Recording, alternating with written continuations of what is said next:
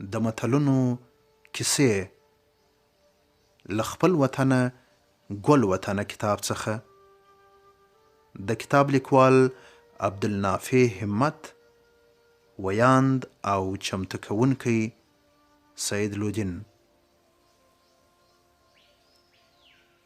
متل دی وایي سپي ته یې ویل د چا له لاسه په عذاب یې؟ ول له خپله قامه. وایي چې په یوه سیمه کې سخته وچکالي راغله. خلک له لوږې او تندې تنګ سول. څوک نورو سیمو ته کډه سول او پاته له ډېرې لوږې او تندې سره لاس و ګرېوان سول. دا وچکالي تر انسانانو د حیوانانو لپاره له ډېرو خواریو ډکه وه. ډېر حیوانان له لوږې او تندې مړه سول. ځینې حیوانان له لوږې مړه او ځینې یې نورو سیمو ته ولاړل. په دې ډله کې یو سپی هم له خپل کلي څخه روان سو. څو میاشتې یې مزل وکړ.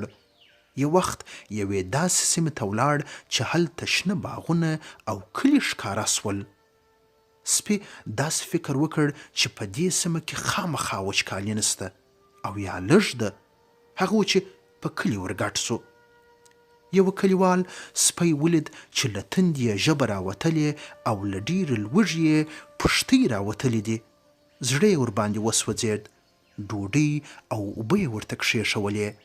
سپي اول اوبه وڅښلې او بیا یې ډوډۍ وخوړه. کله چې موړ سو نو ستړیا یې راپورته سوه او خوب ورغی. سترګې یې لا نه وې سره ورغلې چې د کلي سپي په خبر سول.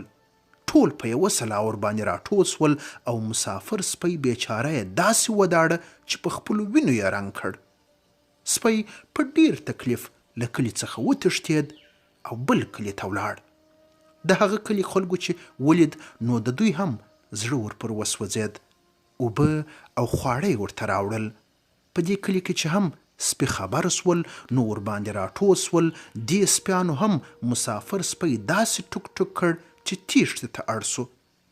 لنډه دا چې هر کلي ته به ورغی نو خلکو به ډېر نازاوه، خو چې کله به سپي په خبر سول نو له کلي به یې وشاړه. په همدې منډه او تیښته کې بارانونه شروع سول. هرې خواته اوبه او خواړه پیدا سول. کال آباد سو. انسانان او حیوانان هوسا سول. سپی چې په بل کلي کې د اوسېدو ځای نه درلود بیرته خپل کلي ته ولاړ. د کلي سپیانو چې ولید نو ډېر خوشحاله او پر راټول سول. یوه سپي ورته ویل چې موږ خو مړه بللې وې، ته دا دونه وخت چیرې وې؟ څه دې ولیدل او څه در باندې تیر سول؟ مسافر سپي د خپل ژوند ټوله کیسه ورته وکړه. ول انسانانو ډېرې نیکۍ را سره وکړې، خو له خپله قامه ډېر په عذاب وم. یادونه: دا متل په کندهار کې ډېر ویل کېږي. کله چې یو چاته د خپلو تربرونو، خپلوانو او خپل قوم له لاسه تاوان ورسیږي نو د زړه له درده دا متل وایي. د کتاب لیکوال وایي چې دا کیسه مې د 1988 شمسي کال د لړم د میاشتې پر 18 نیټه په کابل کې د شپې پر 10 بجو له ښاغلي عبدالحی څخه چې په حاجي لالا شهرت لري اورېدلې ده. څه ښه یې ویلي دي. سپي ته یې ویل د چا له لاسه په عذاب یې؟ ول له خپله قامه.